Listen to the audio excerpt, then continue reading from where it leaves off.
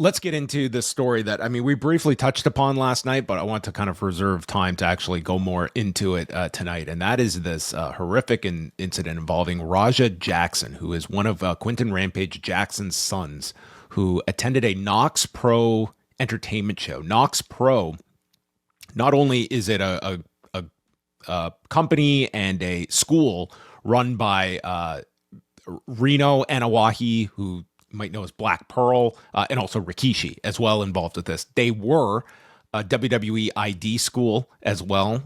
They have since been removed today from that designation on the WWE ID site.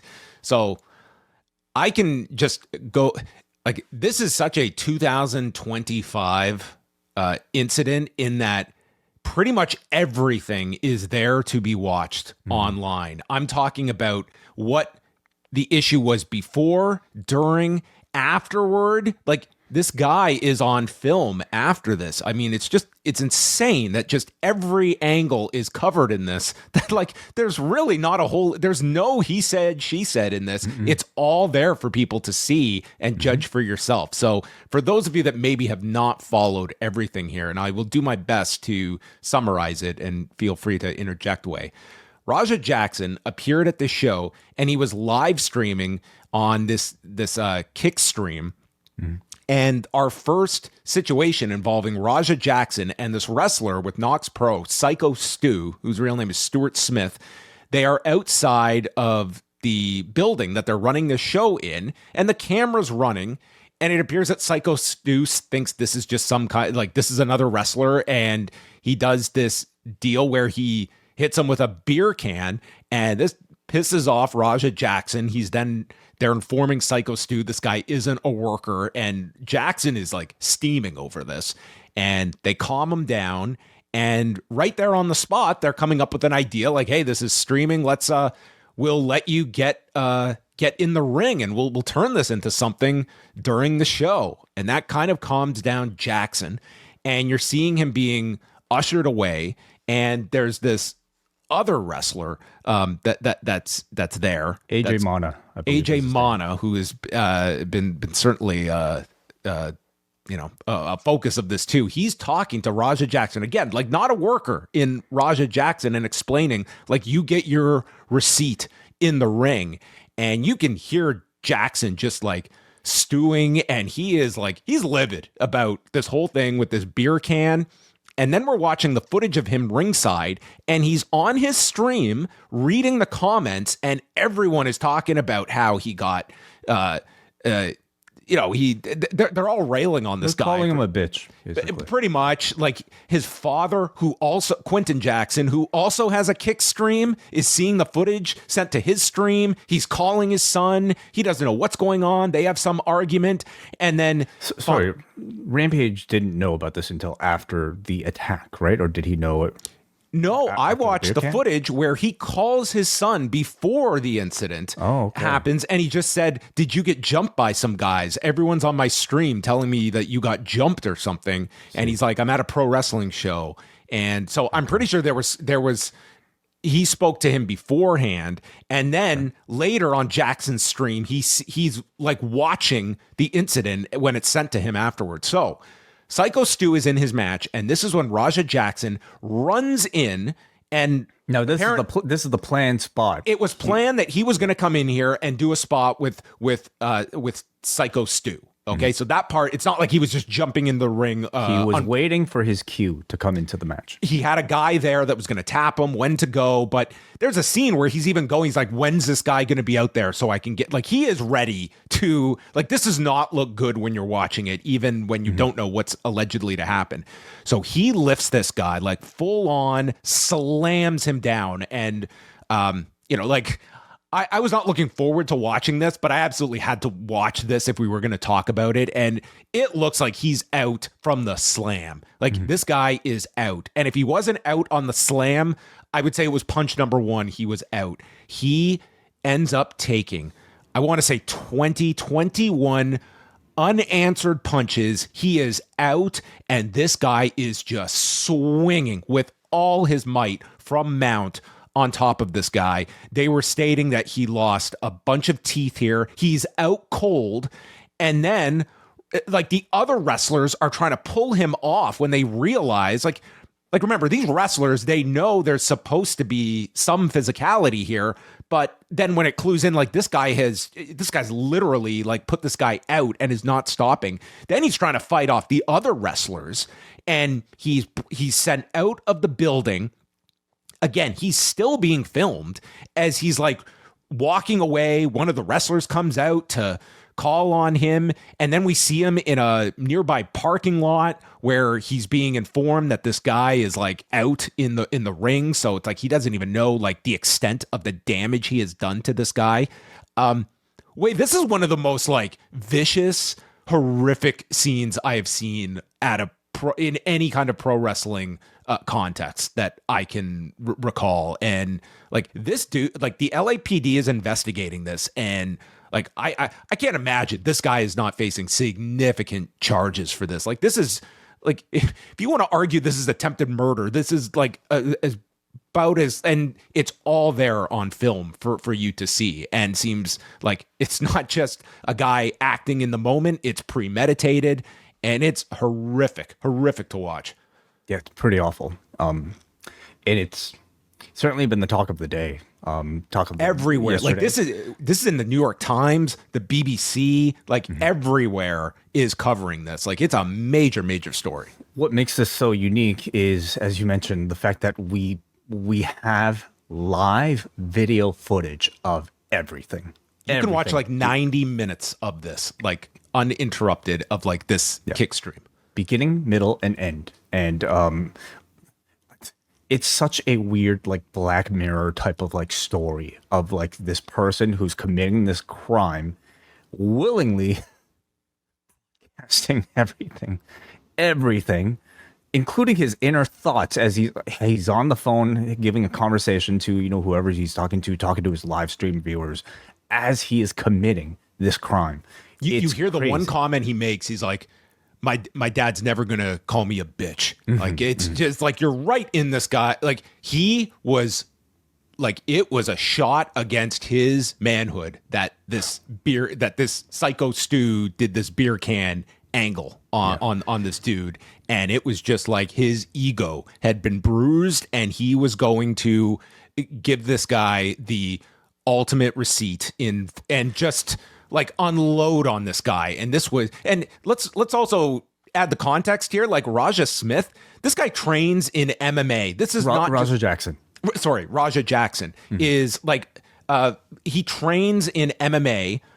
His father put out this statement, did not condone any of his actions, called it poor judgment, stated that he had a concussion recently and shouldn't have been doing anything in regards to pro wrestling. But like, as much like, if you want to look at this guy, if he had been concussed, this dude AJ Mana, who obviously did not help the situation at all, at the end of the day, it is on this guy who is an adult that made a horrendous decision and was obviously waiting well over an hour to execute this, and it just all came out, and it's all being streamed live. Yeah. Like there was a lot of bad stuff involved in all of this. What makes this also an incredibly interesting story and relevant to all of us, of course, is just this what is now, I would say, well, as of this story, much publicized idea of, in professional wrestling, giving receipts. Well, what is a receipt? I would guarantee you most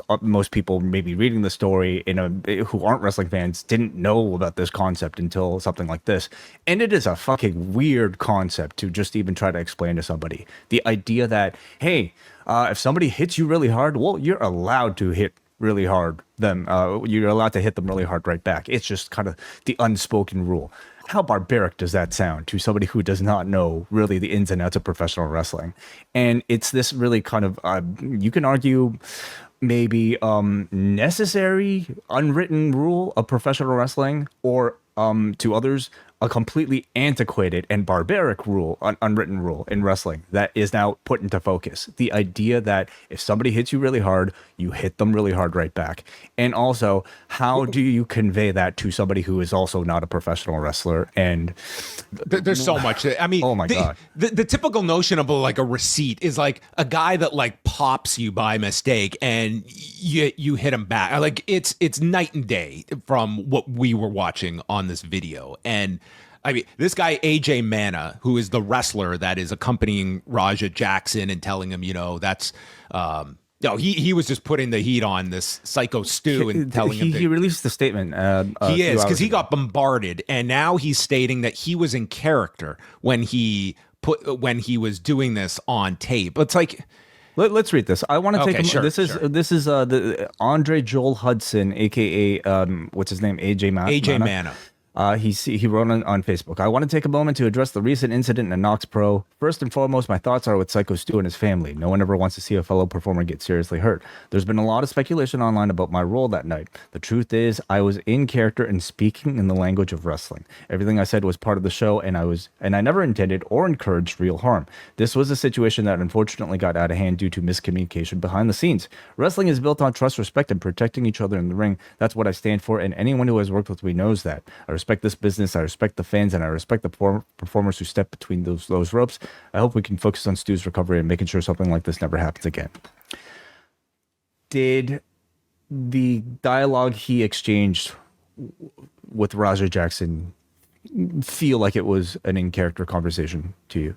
It doesn't matter to me because Raja Jackson is not in character. Raja Jackson is not a performer on this show. He is like the whole purpose of this incident that we had just watched with the beer can is this is a guy that is not in wrestling. He is not part of this at all. And they're just trying to basically calm this guy down and then work him into the show. I'm sure they didn't anticipate what was going to happen, but this was all part of the show. This guy, Raja Jackson, was not part of the show. He doesn't know what a receipt. You think he knew what a receipt was?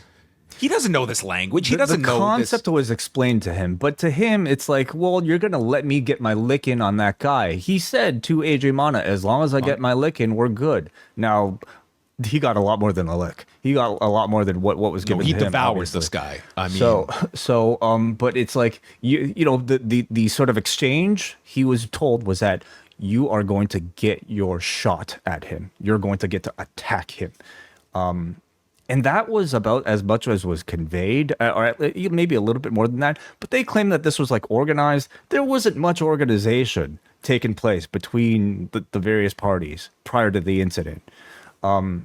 It makes a lot of people look bad, but principally the person who committed the crime. Yeah, and that's what this is. It's a crime. Knox Pro has come out with a statement. They said it was supposed to be a planned and agreed upon wrestling spot turned into a selfish, irresponsible act of violence against Mr. Smith. So again, their ID acknowledgement on the WWE ID site has been removed. I have reached out to confirm with WWE and have not heard back, but I think that's a safe assumption. And if I was WWE, I mean, that would have been a very easy decision to make after this. It's like, I don't have to parse through any of this. This is not what we do not want to be attached to any of these mainstream stories as any kind of affiliation with this company, whether you feel Knox Pro is just unfortunately a collateral damage or guilty by association. I can't begrudge WWE at all from just absolutely wanting nothing to do with any of this. And yeah, it's been removed from at least their bio on their social media. I think that's a pretty safe assumption that they are no longer going to be an ID affiliated school. So Stu's brother, Andrew Smith, has put out a series of statements. The first one was thanking everyone for their prayers and concerns. Please continue to keep him in your prayers. He said he originally had stated he's currently stable but in critical care. At this time, we're focused on his recovery. And then earlier tonight, he wrote out that Stu is conscious and does have some recollection of events from the day of the attack. Thank you for reaching out. It's been difficult to get back to everyone individually. We will be setting up something for anyone wishing to donate. They have put up a GoFundMe for him, which has already blown past the initial goal toll, I think, was like $13,000, and they're well above that. I mean, this guy has a story. Like, he's a veteran that got into professional wrestling as a ways to kind of combat PTSD. Rusev had spoken about the fact he's known this guy for 15 years, and like, they were describing it like this guy was like choking on his like blood and teeth from these horrific blows. And like, I don't care what is said, this guy is going to have some significant damage from this incident. He's lucky he like lived watching some of this, because it's just the amount of blows, and who knows how long he was unconscious for. Like, yeah. To me, this is like a situation when you've seen like the Donald Brashear incident in the NHL when he got whacked with a stick. And it's this idea of just, well, it happens in an NHL environment, and therefore it's like this code that you can just, no, it like it crosses a line where this is absolutely assault that should result in charges. And it's going to be like, the defense is going to be, well, this was a pro wrestling angle and it went too far, and trying to blur the lines of reality and not. But I don't think this video leaves you with a whole lot to kind of have difficulty interpreting what this was. It doesn't. There's no doubt in my mind, like, you know, one person should be held accountable most for all of this, of course. We also, though, I don't think should lose sight of the idea, though, that like maybe wrestling should be a bit more careful about who they let into this inner circle. This sort of like just the assumption that anybody can come in here and follow your rules, your unwritten Swerve made rules. a reference to this tonight, like not directly calling out this, but said that it's time to have more gatekeeping in professional wrestling. And I mean, 9 times out of 10, it's going to go without any kind of issue or problem.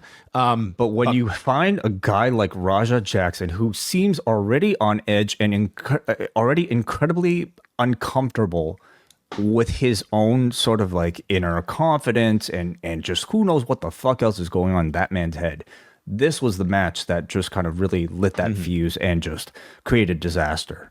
Yeah, bad. Yeah, so you know, I'm hoping that this Stuart Smith can make a recovery from this, because I mean, if you've seen the footage, I certainly don't need to describe it. And if you haven't, I would not encourage you to watch it, because it's really horrifying. And yeah, it's I can't fathom that he's not going to be facing significant charges for all of this as well. So, well, Rampage has said in the past that he has set aside bail money for this child. Yes, of his 4 kids, he said 2 of them he set aside college tuition, and the other 2 he set aside bail money. Raja being one of them. Yes.